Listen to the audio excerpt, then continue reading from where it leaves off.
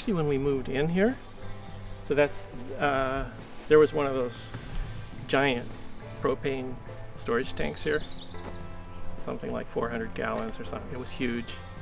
And we estimated that they were spending, from what they told us, about $3,000 a year on propane costs for heating the place. So we have 2 vertical wells that are each 300 feet deep. Right? You can see this mound. So one's about here, and then the other well is out at the other end of this burn. And the line goes between them. So they each have a loop that goes down and up 300 feet. So you can see you don't really need that much space to do it, you know. They got right in here. To the ducts, the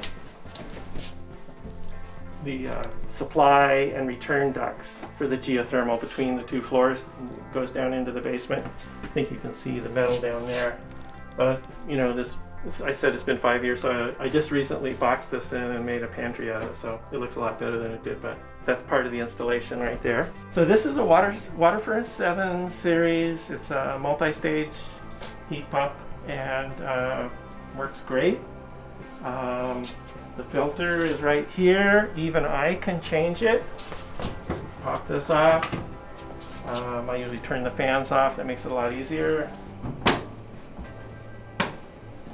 And you can see I have here, these are a couple of stainless steel filters, and I've also used paper filters that I ordered. So, see, a lot of the ductwork was done down here, so that wasn't too bad. The part of the home over there was previously a separate apartment unit when we bought it. And so, you know, they chiseled through the foundation wall here and ran the ductwork underneath the unit over to that part too. The other thing that we did do, we put in a air source heat pump water heater back here at the GeoSprings.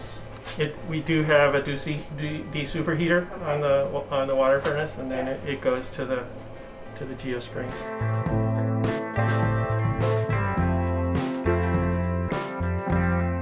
We acquired the place, and then we immediately put in geothermal. So we don't have a history here. Before that, really, of paying bills. Before, they heated with wood, and they paid $3,000 or $4,000 a year for propane. And so we've done away with that. We're essentially at 0 propane, and we've got cooling in the summer.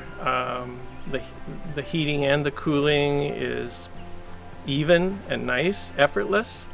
And you know, it's just great.